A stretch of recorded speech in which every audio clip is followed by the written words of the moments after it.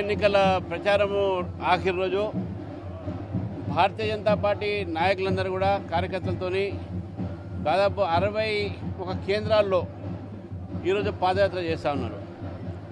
నేను ఇక్కడ వెంగళరావు నగర్లో ఏజీ కాలనీ, అదేవిధంగా జేజే హాస్పిటల్ ఈ ప్రాంతంలో లక్ష్మీనగర్లో నేను పాదయాత్ర చేస్తూ ఉన్నాను. మంచి స్పందన ఉన్నది. కాంగ్రెస్ పార్టీ ఓడిపోతుంది, బీఆర్ఎస్ ఓడిపోతున్నారనే వాళ్ళ సంకేతాలు వచ్చిన తర్వాత ఈ రెండు పార్టీలు కూడా మతాన్ని రెచ్చగొట్టే ప్రయత్నం చేస్తున్నారు.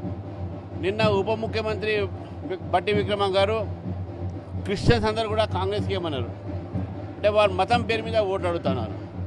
ముఖ్యమంత్రి గారు కాంగ్రెసే ముస్లిమ్సే కాంగ్రెస్ అన్నారు. ఇటు బీఆర్ఎస్ పార్టీ మాకు ముస్లిమ్స్ ఓటు వేయాలి, గతంలో ఎంఏ మాతోనుంది, ఇప్పుడు అడిపోతున్నారు, కొద్దిగా ఆలోచించండి. ముస్లిం ఎవ్వరు కూడా మెజారిటీ ఒక ఏదైతే హిందూస్ ఉన్నారో వాళ్ళ ఓటు గురించి ఎవరు ఆలోచించట్లేదు. కాబట్టి మేము జూబ్లీ ప్రజలను అడుగుతా ఉన్నాను, ఈ మతం కాదు, మనకు అభివృద్ధి కావాలి. ఈ రెండు పార్టీలు కూడా గతంలో మున్సిపల్ మన అడ్మినిస్ట్రేషన్ మినిస్టర్స్ కేటీఆర్ గారు ఉన్నా, ఇప్పుడు రేవంత్ రెడ్డి గారు ఉన్నా ఈ జూబ్లీని విస్మరించారు.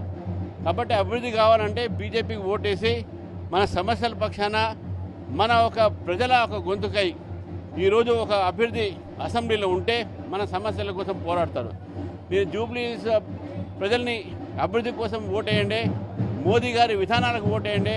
మరొక్కసారి దీపక్ రెడ్డిని గెలిచినట్లయితే మోదీ గారి యొక్క ఏదైతే ప్రాతినిధ్యం ఉందో ఇది జూబ్లీస్ ద్వారా మొదలై రాబోయేటటువంటి ఒక తెలంగాణ ఒక రాజకీయాల్లో మార్పు దిశలో జూబ్లీ హిల్స్ ఒక దారి చూపెట్టాలని చెప్పేసి కూడా నేను జూబ్లీ హిల్స్ ఒక ఓటర్లను కోరుతా ఉన్నాను.